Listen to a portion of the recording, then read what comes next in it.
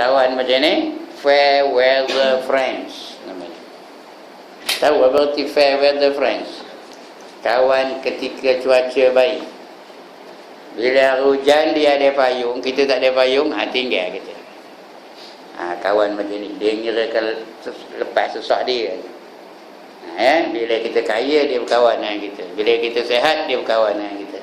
Bila kita sakit, haram peduli dengan lantak kamu tumpur peduli yang tidak tadi. Orang apa ni, jaga-jaga, jangan jadikan sahabat. Bukan suruh bermusuh dengan dia dah. Tapi janganlah sampai bawa balik ke rumah. Jangan bersahabat benar dengan dia. Dan pada ketika kaya juga, dan pada ketika dapat kesenangan juga, bila kita senang, dia kawan dengan kita. Maka bahawasanya mereka itu bukan taulanmu, dia itu bukan kawan kamu, bukannya taulanmu, dan hanya sesungguhnya mereka itu seteru daripada seterumu. Bukan seteru kamu aja, seteru kepada kamu dan seteru kepada seteru kamu. Seteru pada seterumu. Dan setengah daripadanya bahawa jangan engkau jadikan hartamu itu terlebih daripada kemaluanmu. Kata jangan lebih daripada kemaluan. Bukan mana tunjuk kemaluan tu. Jangan menjaga harta tu lebih daripada menjaga martabat kamu. Menjaga apa namanya? Prestis kamu. Jangan jadikan harta tu sampai hilang kewibawaan kita kerana nak dapatkan harta. Itu artinya tu. Jangan sampai hilang kewibawaan kamu kerana nakkan harta tu. Sampai meminta-minta, dihina dia orang, tak boleh, janji dapat. Janji aku dapat. Tak kira lah orang hina kita ke, orang kata kita ke, orang nista kita ke. Itu dia. Dia lebih mementingkan harta daripada mementingkan kewibawaannya. Kita wibawa tu penting, prestis tu penting, nama tu penting, jangan busuk nama. Nanti kalau kita mati dia sebut-sebut kita orang yang gila pangkat, gila harta, gila jawatan dan sebagainya. Adapun adab serta orang yang umum, tadi adab pada orang yang kenal nak jadikan sahabat. Patutnya hari itu kita habis malam tu, tapi entah macam mana tak sampai ke situ. Ini kita tajuk baru pula, iaitu adab bersahabat dengan orang yang umum, berkenalan dengan orang yang umum, orang biasa, jumpa-jumpa gitu hal. Macam mana? Iaitu muslimin, tapi orang muslim ya. Dia orang muslimin ada adab, orang kafir ada adab, jiran ada adab, macam-macam adabnya. Iaitu serta orang umum muslimin itu, maka iaitu beberapa perkara. Tak ada sebut berapa banyak, beberapa perkara. Setengah daripadanya meninggalkan akan masuk ke dalam perkataan mereka itu. Kalau dia tengah sembang, jangan kita campur, biarkan dia sembang. Yang kita pula nyampuk cakap dia. Kadang-kadang sampai tak bercakap dia itu kita buat. Kita nak mengeluarkan perkataan kita, perkataan dia itu dah hilang. Kerana kita rajin benar bercakap. Jadi jangan kita ada adab itu. Biarkan dia bercakap. Itu dia adab tu ya. Setengah daripadanya meninggalkan akan masuk di dalam perkataan mereka itu, dan setengah daripadanya jangan engkau dengar akan perkataan mereka itu yang batil. Kentin tu batil, qalam ya, bukan ponun ya. Perkataan yang batil. Lebih-lebih lagi kalau bersangkutan dengan akidah, yang boleh melanggar akidah, jangan kita dengarkan cakap mereka seperti itu. Kalau dia kata mana sesuai Malaysia dilaksanakan hudud, jangan baliklah, susah dengarkan cara itu. Lantak kamu ya. Kalau segan-segan kabur nak berak kejap kata. Lantak, nipu pun tak apa. Nipu apa keluarnya? Nipu apa?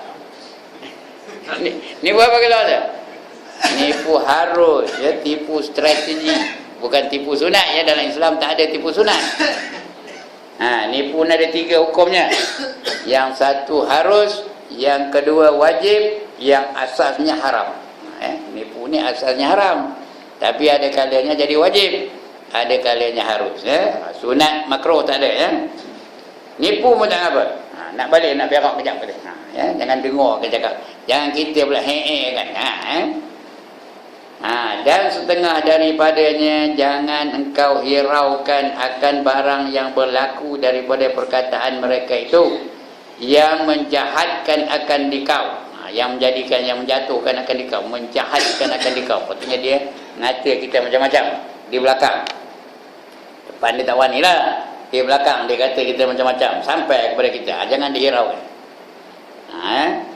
Kalau itu jangan kita hiraukan. Kalau hirau kita sakit hati jadinya.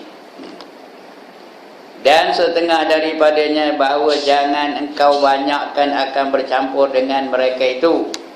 Kalau lain je rupa dia punya minat, lain je rupa dia punya keseronokan, lain je rupa dia nak apa, jangan kita campur dengan dia. Jangan kita berminat berkawan dengan dia. Setakat berkenalan tak apa, bertukar siapa tak apa, tapi nak jadi baik tak payah. Jangan kau banyak bercampur dengan mereka itu. Jangan dari rumah tu nak nolih je, ngintai. Tu bukan nolih je, ngintai je. Mana tak keluar-keluar dari mana. Dia nak sembang je sampai tengah-tengah malam. Duduk mata tepi jalan tu, anu. Ngata siapa je lah, ya. Jangan bercampur dengan orang itu. Jangan saja dicari-cari.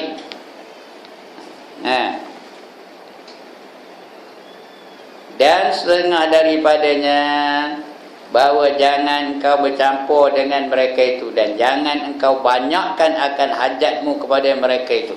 Jangan banyak benar kita nak minta tolong dengan dia. Tengok dia pakai baju baru nak minjam, tengok dia pakai motor baru nak minjam, tengok dia pakai kasut baru nak minjam. Nak minjam je kau je. Tengok dia pakai mtoka baru nak minjam. Kawan baru beli mtoka, buka balut medak lagi. Tiba-tiba nak minjam, nak pergi Kuala Lumpur 4 hari pula tu. Dia pun serba salah, nak dibagi ke nak edah, nak dibagi ke nak edah, nak dibagi ke nak edah, nak dibagi tokak aku baru beli. Kan tak terlanggurnya apa-apa langsung, hari tengah hujan pula ni. Tak dibagi kan takut dia kecil hati. Susah hati dia, kita buatnya. Kita buat dia jadi susah hati. Jangan bercampur dengan orang itu. Jangan banyak benar hajat orang itu. Jangan banyak benar hajat kita kepada orang, kepada kawan kita yang baru kenal tu. Baru seminggu berkenalannya. Mudah nak minjam itu, nak minjam ini, nak minjam itu, nak minjam ini. Nak minta itu, nak minta ini. Baru jumpa 2-3 minggu dah nak minta projek. Itu pun haru je. Boleh ke aku projek ini, nak buat ini, nak buat ini. Tolonglah rekomen saya ni, mikir ada authority. Tolonglah rekomen mana kita. Dia pun susah hati. Dia baru kenal kita. Jangan banyak hajatmu. Dan setengah daripadanya, bahawa hendaklah apabila menjagakan engkau akan mereka itu daripada pekerjaan yang mungkar itu dengan perkataan yang lemah lembut. Bila nampak satu kemungkaran, hendaklah kita ubah kemungkaran itu, tapi dengan lemah lembut. Man ra'a minkum mungkaran, kata Nabi, fal yughayyirhu biyadihi, fa illam yastati' fa bilisanihi, fa illam yastati' fa biqalbi, wa dzalika adhaful iman. Bila nampak satu-satu kemungkaran yang dilakukan oleh orang yang baru kita kenal tu, kita hendaklah ubah. Jangan biarkan kemungkaran tu, nak diubah. Fal yughayyiruhu biyadihi, dengan tangan kamu, dengan kuasa yang ada pada kamu. Tengok siapa yang melakukan kemungkaran. Kalau keluarga kita, dengan kuasa yang ada. Kalau anak kita, dengan tangan kita tu. Itu kalau anak. Kalau isteri, dengan apa? Dengan lisan kita. Jangan nak tampar isteri tu. Kalau tampar itu baru ya. Langsung merajuk dia, itu baru ya. Tambah malam ni malam Jumaat jangan nampur je kerjanya. Ubah dengan kekuasaan yang ada. Fa illam yastati', kalau tak boleh dengan tangan, fa bilisani, dengan apa? Dengan perkataan kita, dengan lidah kita. Kabur kamu betul, aku tak setuju yang ini kita. Yang kamu buat ni tak betul, kabur kamu tu. Tak boleh dengan lidah, kerana orang pakat besar. Dia bangkat besar, kita apa tak ada jawatannya, tak berani nak negur dengan dia dah. Tegur dalam hati, dengan hati ya. Tak, jangan bagi, tunjukkan pada dia kita berkenan perbuatan dia tu dengan hati. Tapi itulah dia selemah-lemah iman, kata Nabi. Wa dzalika adhaful iman. Itulah dia iman yang paling lemah. Ya, tapi kena ubah. Kalau ada mereka melakukan mungkar, melakukan benda-benda yang menyalahi syarak, ubah dia, tapi dengan cara lemah lembut. Ya. Jika engkau lihat akan mereka itu menerima akan perkataanmu, kalau dia agak-agak boleh menerima perkataan kita, kita ubah dengan lemah lembut, dengan cara-cara yang kita boleh fikirkan sendirilah. Agak-agak kita boleh ubah kemaksiatan yang dia lakunya tu. Pandai-pandai lah memikir. Saya tak nak ngaburkan contoh-contoh macam mana ya. Tapi yang pernah saya buat ada lah tu kan. Ya, ada orang muda sekali tu dia semayang pakai seluar, ya, t-shirtnya pendek penuh katan. Bila dia rokok tu nampak lorah punggungnya. Ya, kalau pakai baju luar tak apa lah, ini tak ada nampak. Tak ada pakai apa-apa, nampak lorah punggungnya. Maknanya auratnya terbuka. Entah macam mana berani pula saya ketika itu panggil dia kabur. Pakcik ni seronok tengok kamu tu rajin semayang, dia tengok itu kembang itu. Ya, seronok dia senyum dia tengok tu. Kamu rajin semayang, bukan senang nak cari orang muda macam kamu ni rajinnya. Ya. Tapi kata saya, lain kali kalau boleh kamu pakailah baju yang panjang sikit. Bila kamu rukuk tidaklah nampak aurat kamu. Hati ngapa pakcik tak sah ke? Tak sah lah tu, kata saya. Ya. Dia pun beri-eri bersalam dengan saya. Terima kasih pakcik, terima kasih pakcik, terima kasih pakcik. Itu yang berjaya lah, yang tak berjaya ada juga. Ya. Ada negara seorang perempuan, marahnya, bapa saya pun tak pernah cakap apa itu, katanya. Ya. Saya nyuruh dia pakai tudung, dia memang tak tudung. Bapa saya pun tak pernah nyuruh apa itu, cikgu pula pandai-pandai penuh beri penuh, kata. Macam itu satu sekolah lah. Jangan tanya siapa orang ya. Esok masuk neraka saya negur pun salah agaknya. Masalah cara barangkali lah ya. Esok takut masuk neraka lah. Lantak tu masuk neraka. Katanya, ya. Marah benar dia. Lepas tu tak tegurnya saya. Sampai dia tukar. Lepas tu 4-5 tahun lepas itu, saya nampak dia dari jauh je anunya. Nampak dari jauh. Melerit aja senyumnya. Rupanya dah makan tudung, labuh pula tudungnya tu. Artinya teguran saya di zaman itu tak berkesan, tapi lepas itu mungkin berkesan jugalah ya. Nyongin je dia, senyum je dari jauh dah senyumnya. Ke mana cikgu, katanya. Maknanya berjaya lah tu, walaupun kena marah sebelum itu. Jadi kita ni jangan takut negur, tapi dengan cara lemah lembut, dengan cara berhikmah ya. Itu caranya. Menjagakan engkau akan mereka itu daripada pekerjaan yang mungkar itu, dan dengan perkataan yang lemah lembut. Jika engkau lihat akan mereka itu menerima akan perkataanmu itu, ya, wabillahi taufiq. Cukuplah tu. Itu aja dia ngabur kita dalam tajuk ini. Wabillahi taufiq. Apa artinya? Dengan izin Allah yang memberi taufik kepada kita. Ya fata yakfika min bidayatil hidayah fajarrib biha nafsaka fa innaha salasatu aqsam, qismun fi adabit ta'ati wa qismun fi tarkil ma'asi wa qismun fi mukhalafatil halqi wa hiya jami'ahu li jami'il muamalatil abdi ma'al khaliqi wal khalqi. Ya, artinya dan kadar inilah yang nak disebut oleh pengarang tu, hak ini aja. Dan kadar ini yakni sebanyak yang disebut dalam kitab Bidayatul Hidayah. Ada satu kitab lagi namanya Bidayatul Hidayah, menceritakan adab-adab, adab nak adab nak masuk masjid, adab nak berpakaian, adab nak mamam, semua ada situ, ada adab. Nama kitabnya apa? Bidayatul Hidayah. Kecil aja kitabnya, nipis aja, reganya pun tak ada mahal, RM10 aja reganya. Ya. Ada nak tanya satu lagi ke apa benda? Ada satu lagi nak tanya apa? Mana nak dapat? Itu dengar dia bukan saya ya. Mana nak dapat kitab yang bernama Bidayatul Hidayah tu? Udah tak tahu jawab, tak tahu ada jawab ya. Ya. Bukannya mahal benar, ya.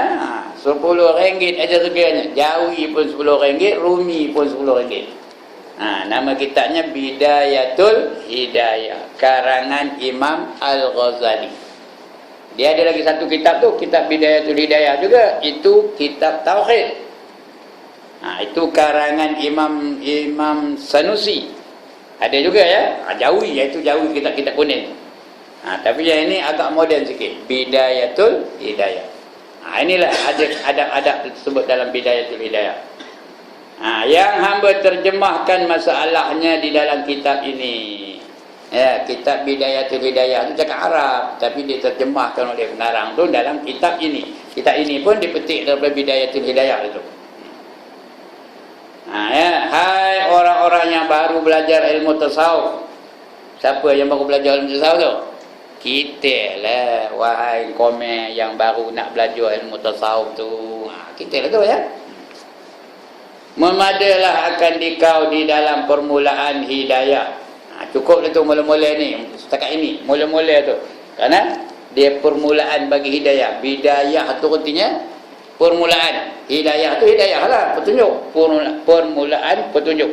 Bidayatul Hidayah. Permulaan petunjuk cukup setakat ini, kata dia pengarang ya. Maka cuba olehmu dengan dia akan dirimu. Cuba kan dalam dengan diri kita tu, gunakan dia, amalkan perkara-perkara ini yang panduan-panduan bersahabat tadi, amalkan dalam diri kita ni. Dengan dia akan dirimu, maka kerana bahawasanya kitab Bidayatul Hidayah itu terbahagi atas 3 bahagi. Kitab Bidayatul Hidayah itu ada 3 qismun namanya, 3 bahagian.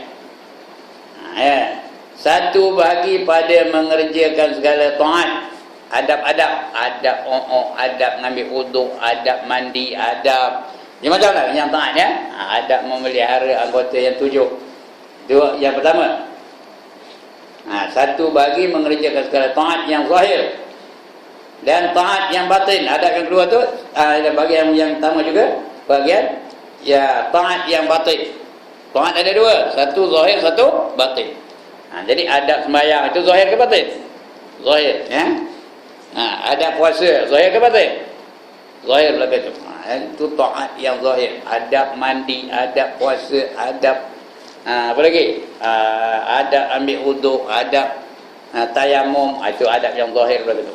Yang batin? Yang batin apa? Adab yang batin seperti sabar, redha, tawakal, zuhud, itu adab yang batin ya. Taat yang batin. Itu bahagian pertama. Dan bahagian yang kedua pada meninggalkan akan segala maksiat yang zahir. Maksiat zahir apa? Mengumpat, berdusta, mengadu domba, bertengkar-tengkar, itu maksiat yang zahir ya. Dan maksiat yang batin. Maksiat batin apa? Ujub, riya, takabur, itu maksiat yang batin. Dua-dua tu jangan kita buat. Yang batil pun, yang zahir pun kita tinggalkan, yang batin pun kita tinggalkan. Ya. Lagi apa? Takabur. Kan senang nak hilang takabur tu. Kena berlatih, kena sentiasa sedar. Aku ni takabur ke dah? Aku ni muji diri aku ke dah? Dan sedar pula kata. Kalau tak sedar, itu yang melerik-lerik tu. Yang selalu saya sebut tu, itu pasal tak sedar lah tu. Nak ke mana ustaz? Apa jawab? Nak ke mana ustaz? Apa jawab? Kuala Lumpur. Habis ke tu? Apa? Rumah anak tu duduk Kuala Lumpur. Di Putrajaya duduknya, dekat dengan rumah Najib. Hari-hari Najib tu tandang rumah dia. Dia tu engineer di sana. Rumah Najib tu dia yang buat itu. Lepas tu nak ditukar kedai ke batu putih, tak dibagi Najib, sayang benyom, Najibkan dia katanya. Padahal soalannya apa? Nak ke mana ustaz? Apa tu? Udahlah tu yang lari-lari tu siapa nyuruh? Patutnya jawabnya apa? Balik-balik apa? Tak tanya pun. Itu tak sedar tu. Ada tak orang kopi tu? Ada ke tak ada? Ada. Kadang-kadang kita tak ada nanya pun. Ya, duduk mana? Duduk sana. Tengok ada rumah yang besar yang anu tu, yang bertingkat itu rumah saya lah tu. Anak saya buatnya. Ya. Oi. Ada apa tu? Saya boleh singgah-singgah tu. Ada je orang cerita apa tu. Cerita tentang anaknya, cerita tentang diri dia, cerita tentang isterinya, cerita macam-macam.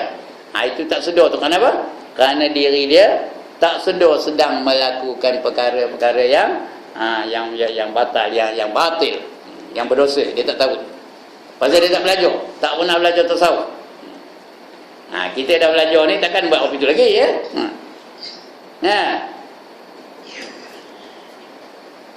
Senang je. Bila tengok tanya orang, "Ngapa batuk Tuan Haji Rosli?" Baru balik Mekah. Udahlah tu. Baru balik Mekah kan. Kalau tanya ada buat banyak habuk kau banyak, udahlah. Yang melari-lari tu ngapa? Ya. Itu dia. Bukan orang nyuruh kita menceritakan. Kalau orang tak ceritalah sikit tentang Mekah, itu bolehlah cerita. Ini tak ada. Kita aja nak offer, nak cerita. Buat apa? Itu dia. Itu taat yang batin dan maksiat yang batin. Dan bahagian yang ketiga pada menyatakan adab bercampur khaliq. Khaliq itu pencipta. Adab kita dengan Tuhan macam mana? Bercampur dengan khaliq ya. Dengan makhluk, kita ni makhluk, Allah tu khaliq. Macam mana adab kita dengan Allah Taala?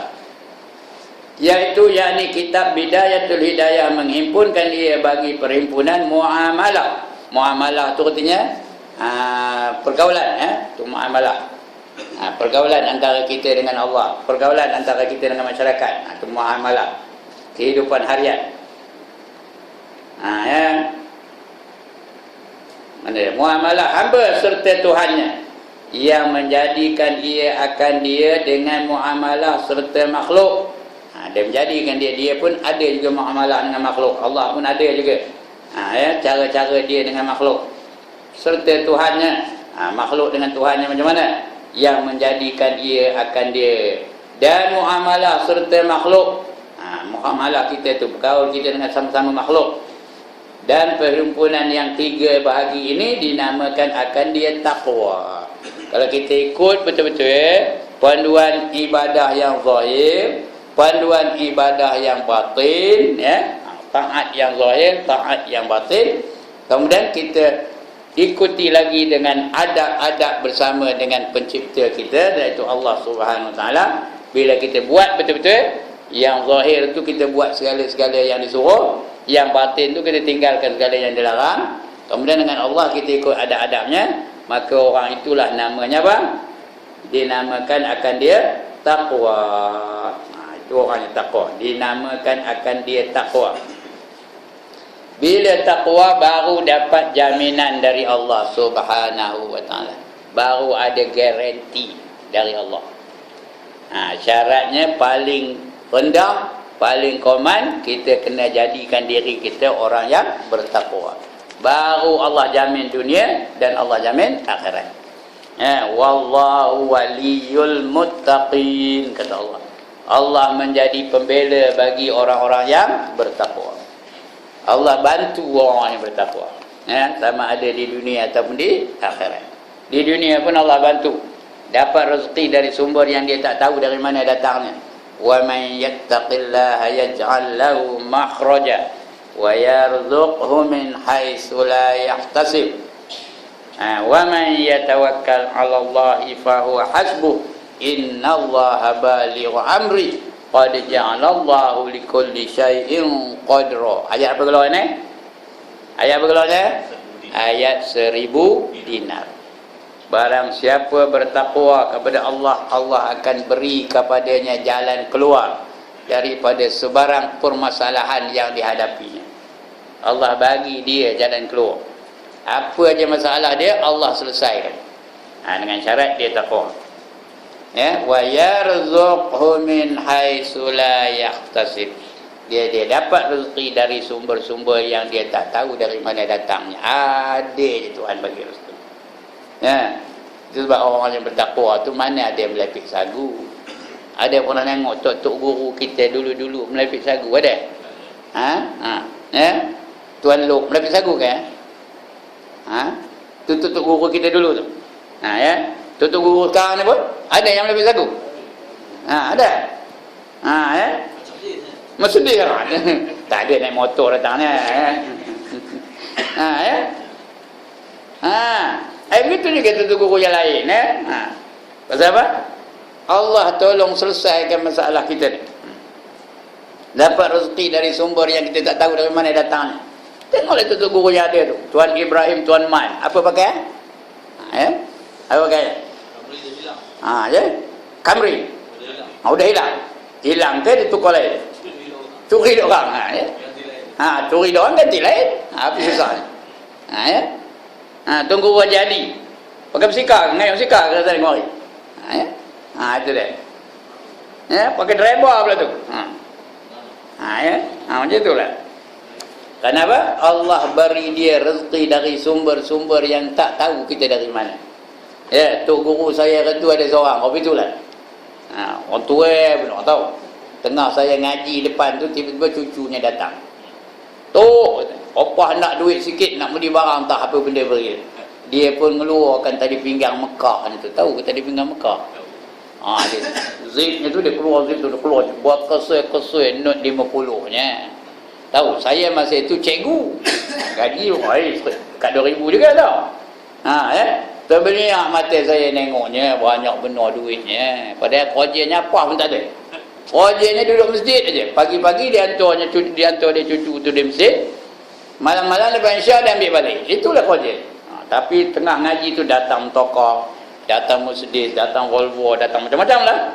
Ya. Pergi jumpa dia. Nak minta semayang hajat, anak lari lah. Itu seorang lagi nak minta anak nak pressure lah. Itu seorang lagi nak minta apa? Nak minta apa jampi penawar lah. Lagi satu tu anak tu nak pergi interview lah. Macam-macam hari ada je orang datang pada dia.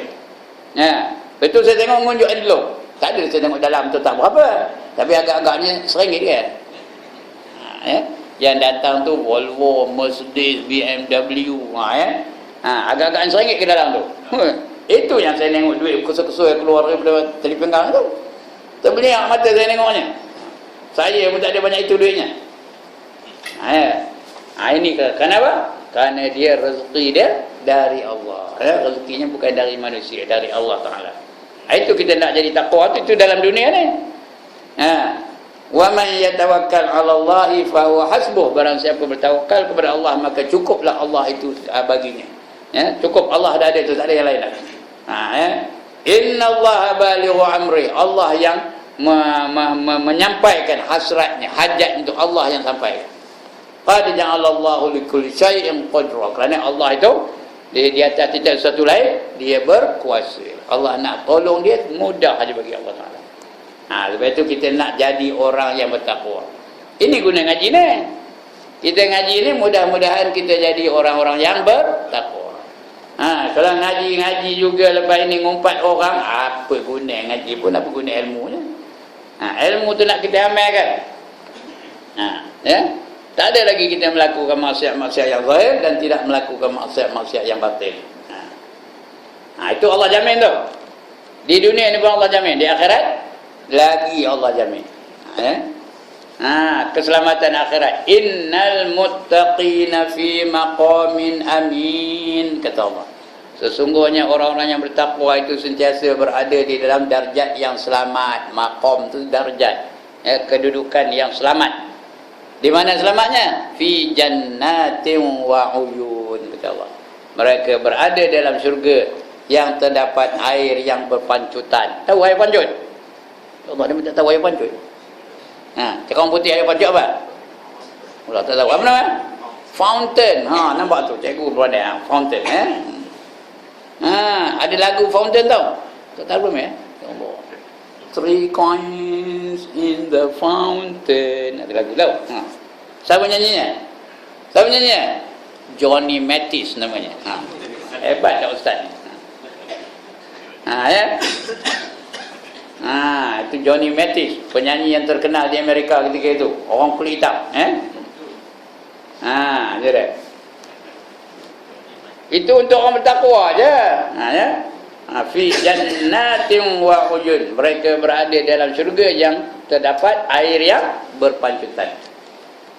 Itu nama takwa. Mana dia? Akan dinamai akan dia takwa, dan dinamakan akan dia agama yang sempurna. Baru sempurna agama kita bila takwa tu. Kerana kita nak yang sempurna. Islam tu dah memang sempurna. Bila kita amalkan semuanya, barulah kita menjadi orang yang sempurna. Semua ikut Islam.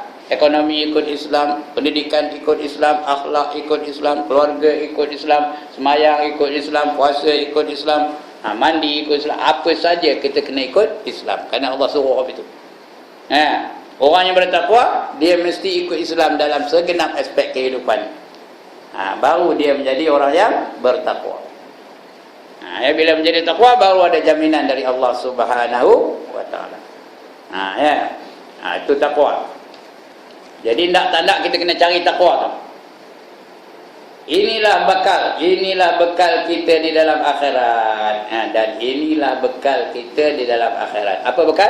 Duit, nasi, roti. Apa dia bekal kita? Taqwa. Amal taqwa lah bekalan kita di akhirat nanti, ya. Sebab firman Allah Taala, wa tazawwalu wa inna khairaz zadi taqwa. Kata Allah, carilah kamu banyak-banyak bekalan, maka sesungguhnya bekalan yang terbaik yang nak kamu cari ialah sifat takwa. Fa inna khairaz zadi taqwa, maka sebaik-baik bekalan ialah sifat takwa. Artinya ambil oleh kamu akan bekal kamu di dalam akhirat, maka bahawasanya yang sebaik-baik bekal dalam akhirat itu iaitu takwa. Berarti takwa tu takut akan Allah Ta'ala. Tanda orang takwa tu pula, buat segala yang disuruh, tinggal segala yang dilarang. Bukan teruk benar, ya. Buat segala yang disuruh lagi, tinggalkan segala yang dilarang. Senang ke susah? Senang ke susah? Senang, ya. Sekali lagi, senang ke susah? Senang. Apa yang senang? Nyebutnya, buatnya belum tahu, ya. Kalau senang tak muat surau ni, ya. Itu payah lah tu. Pasal nak duduk bukan senang, nak duduk sila macam tu. Orang yang menyandur boleh tahan sikit. Sila depan tu bukan senang. Macam Jeripin ni senang nak apa tu? Kawan gaul pula tu. Ya. Nengok jam je kau dia. Bila pun tu bukan susah, bukan senang ni. Tapi kalau nak jadi takwa kena apa jugalah, ya. Kena lalui lah juga cara-cara itu. Kerana ganjaran bagi orang yang bertakwa tu amat menyeronokkan. Mereka berada dalam syurga yang terdapat air yang berpancutan. Yang ini takut akan Allah Ta'ala, iaitu berbuat taat dan menjauhkan akan segala maksiat. Yang taat tu semua buat, yang maksiat tu jauhkan. Jangan saja dicari-cari maksiat tu dibuat. Dan berbuat kebajikan bagi segala hamba Allah. Agar segala hamba Allah kita buat kebajikan. Kerana apa? Kerana sabda Nabi, khairun nas man yanfa'un nas. Sebaik-baik manusia ialah manusia yang memberi manfaat kepada manusia yang lain. Kalau dia rajin semayang je tapi tak peduli tentang hal-hal kemasyarakatan, itu bukan baik. Benda tu baiklah, tapi bukan sebaik-baik manusia. Dia kira dia je, wirid, zikir, baca Quran, semayang, tak ada tinggal-tinggal. Tak ada kerja lain. Tapi orang fakir miskin keliling dibiarkan aja. Orang tak ada ilmu dibiarkan aja. Orang salah amalannya dibiarkan aja. Itu orang baik ke orang tak baik tu? Orang baik ke orang tak baik tu? Orang tak baik, sebab orang baik kata Allah apa? Kuntum khaira ummatin ukhrijat linnas. Lagi? Sambung. Ta'muruna bil ma'ruf lagi. Wa tanhauna 'anil munkar lagi. Wa tu'minuna billah. Itu pun tak pernah dengar ayat ni. Surah Ali Imran, ya. Kuntum khaira ummatin ukhrijat linnas ta'muruna bil ma'ruf wa tanhauna 'anil munkar wa tu'minuna billah. Kamu adalah sebaik-baik umat. We are the best umat, kata Allah, ya. Yang Allah jadikan di kalangan manusia, ukhrijat linnas. Kita yang terbaik, iaitu umat Muhammad sallallahu alaihi wasallam. Lebih baik daripada umat Nabi Yunus, lebih baik daripada umat Nabi Musa, lebih baik daripada umat Nabi Adam, lebih baik daripada umat Nabi Isa. Umat Muhammad yang terbaik. Tapi syarat ta'muruna bil ma'ruf. Apa artinya? Kamu menyeru kepada kebajikan. Itu syarat utama. Kamu menyeru kepada kebajikan. Ajak orang, kita bergotong royong. Mari kita berdakwah. Mari kita buat macam-macam lah buat kebaikan, menyeru manusia kepada kebaikan. Mari kita tolong orang susah tu, mari kita tolong orang tua tu, mari kita tolong orang miskin tu. Ta'muruna bil ma'ruf. Ajak mereka kebaikan. Wa tanhauna 'anil munkar. Apa itu wa tanhauna 'anil munkar? Kamu mencegah kepada kemungkaran. Kalau ada konsert-konsert rock, jangan, kita tegak. Kita buat demonstrasi, jangan bagi berlakunya konsert-konsert rock tu. Jangan kita pula menganjurkan benda-benda maksiat. Betul, tapi syaratnya wa tu'minuna billah. Itu syarat utama. Mestilah kamu beriman dengan Allah. Sudah beriman dengan Allah, seru kepada kebajikan, cegah kemungkaran, seru kebajikan, barulah kamu jadi umat yang terbaik. Kenapa? Yang terbaik itu menyeru manusia kepada kebaikan dan mencegah manusia daripada kejahatan. Jadi maknanya dia memberi manfaat kepada manusia, memberi nasihat kepada manusia. Itulah orang yang paling baik, kata Rasul dalam hadis lain, ya. Khairun nas man yanfa'un nas, kata Nabi. Sebaik-baik manusia ialah manusia yang memberi manfaat kepada orang lain. Kemudian bahawasanya sebaik-baik bekal dalam akhirat itu iaitu takwa, yakni takut akan Allah Ta'ala, iaitu berbuat taat dan menjauhkan akan segala maksiat dan berbuat kebajikan bagi hamba Allah Ta'ala. Fa in ra'aitaha munasibatan li nafsika wa ra'aita qalbaka ma'ilan ilaiha raghiban fil amali biha fa'lam annaka 'abdun wa nawwarallahu qalbaka bil iman wa syaraha bihi sadraka wa tahaqqaqa anna li hadhihi bidayati nihayatan wa wara'aha asraran wa aghwaran wa uluman wa mukashafatin wa qad awda'naha fi kitabi Ihya'i Ulumuddin fastaghil apa tu? Tihasilihi. Fastaghil tihasilihi. Artinya, maka jika engkau lihat akan kitab Bidayatul Hidayah dan mengamalkan akan barang yang di dalamnya, jangan beli je kitab tu tapi tak amalkan, adab-adab tu. Dalam Islam ni semua ada adab. Nak berosin ada adab, nak buang kuku ada adab, nak nguap ada adab, nak o'ok pun ada adab. Ada tak adab nak o'ok? Ada ke tak ada? Nak mamam ada adab, nak kahwin ada adab, nak bergaul dengan isteri pun ada adab. Bukan main lajak aja, ya. Ada adab belaka tu. Dalam Islam ni semuanya ada adab.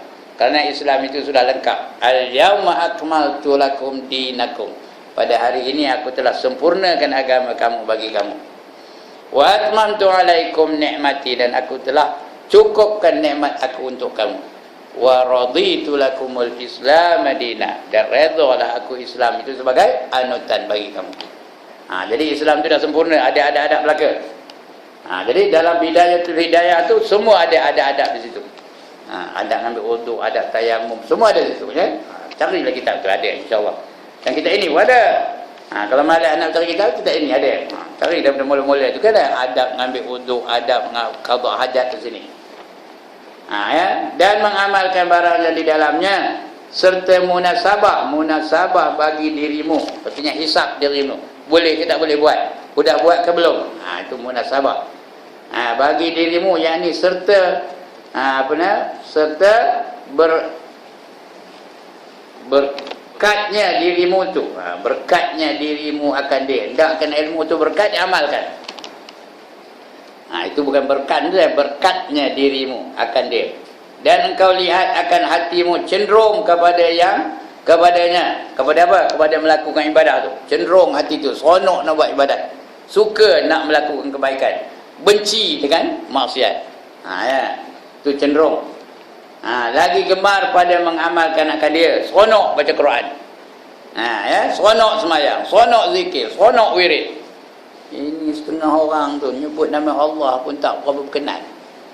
Lepas salam tu muncul meramit pun tak mulutnya orang lain, la ilaha illallah wahdahu la syarikalah lahul mulku lahul hamdu yuhyi wa yumiit wa huwa ala kulli syai'in qadir. Ada orang meramit mulut pun tak, ngapa getik benar kan nyebut nama Allah, getik benar kan baca Quran, getik benar kan wirid dan zikir. Jangan menyodang mati nama saya, bukan tuan-tuan ni, orang lain. Sini tak ada. Duduk meramit mulut pun tak. Orang berzikir, dia nehen aja, tak nak berzikir. Kadang-kadang orang tahlil tu, la ilaha illallah, la ilaha illallah, dia, ya Allah, apakah hal? Getik benar kan nyebut nama Allah. Getik benar kan nyebut nama Allah. Tengok subuh esok mana apa dia.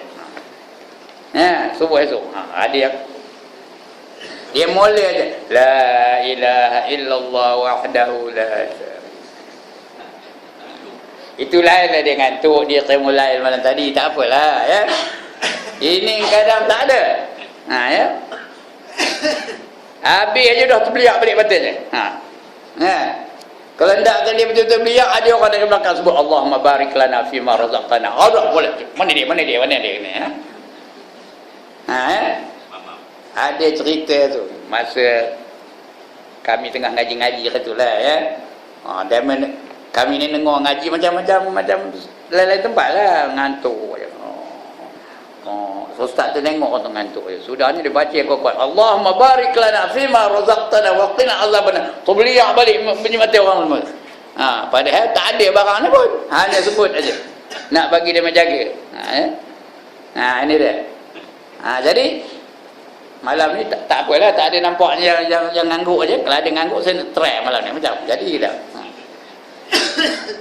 Itu dia. Dan mengamalkan barang yang di dalamnya serta munasabah bagi dirimu, yakni serta berkatnya dirimu akan dia, dan engkau lihat akan hatimu cenderung kepadanya, lagi gemar pada mengamalkan dia, maka ketahui olehmu bahawa engkau itu hamba yang diterangkan oleh Allah akan hatimu. Kalau berkenan aja buat yang baik, bergetik kepada yang jahat, itu artinya hati kita sudah terang. Doa kita dah ada kabul ni Tuhan. Ada dalam doa, Allahumma nawwir qulubana binurika kama nawartal arda binurika syamsi abadan. Syamsika abadan. Kita tak pernah dengar ke? Ustaz Ra'i setiap kali dia berdoa, itulah doa. Allahumma nawwir qulubana binurika. Kama nawartal arda binuri syamsika abadan. Ya Allah, terangilah hati kami dengan cahaya Engkau. Seperti mana matahari kamu menerangi bumi ini. Bagaimana bumi ini diterangi oleh matahari. Macam itulah kita minta hati kita ni biar terang aja. Apa arti orang terang hati? Cik Bin, orang terang hati apa artinya? Dengar sekali dah dapat. Ya, itu terang hati ke? Bukan. Orang terang hati itu artinya orang sangat mudah menerima kebenaran, sangat mudah melakukan perubahan ke arah kebaikan. Itu terang hati dia tu. Bila dia tahu benda itu baik, dia akan terus ikut. Dia akan berubah.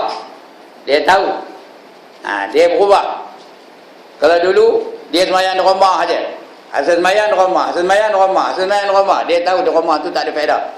Tak dapat pahala. Maka dia tahu ini kebaikan. Maka lepas tu dia berubah bila sembahyang di mana? Di tempat yang didirikan jemaah. Begitulah seterusnya. Itu orang terang hati lah tu. Sentiasa senang sahaja menerima perubahan. Jadi artinya kalau kita gemar kepada kebaikan, benci kepada maksiat, itu artinya hati kita tu dah terang. Allah dah terang hati kita. Oleh Allah Ta'ala akan hatimu itu dengan nur iman. Iman tu ada nur tu, ada cahaya. Membukakan ia akan hatimu itu baginya, yang ni bagi iman. Dia benda-benda beriman aja dia yang dia minat, yang dia cebur, yang dia cenderung. Tak minat dengan benda-benda maksiat. Berbeza dengan kita ni kena dengan maksiat yang seronok kadang-kadang start jam tokau kata udah buka kaset. Apa kaset bukanya? Kalau Haji Rusdi tahu saya bukanya kaset Tuan Guru Haji Awang. Itu bukanya. Kalau Haji Ibrahim apa kaset bukanya? Kaset Salomon. Kalau tidak ada yang punya, itu bukanya. Mari kita jalan bersama. Itu. Seronok dengan maksiat. Tapi kalau cahayanya ada, dalam hati itu ada nur iman, tak ada dia dengar tu. Getik dia dengar lagu-lagu kopi. Dia hanya seronok dengan perkara-perkara kebajikan sahaja. Jadi kita ceklah diri kita masing-masing. Seronok tak lepas ini Kang? Apa yang seronok lepas ini Kang? Balik ke rumah Kang, tengok apa? Di rumah sekarang ni macam-macam ada. Ada pencetus rumah, ada tak? Ada kata ada? Lagi ada tanyalah ustaz lagi. Macam-macam ada. TV hijrah tu macam-macam ada hebat. Ada juga benda-benda maksiat. Ada kata ada? Akademi Fantasia ada tak? Ada juga. Lagi WWE Smackdown ada kata ada? Tengok yang mana dia minat. Tengok dia bercahaya ke gelap hatinya. Saya tak ada nak nuduh.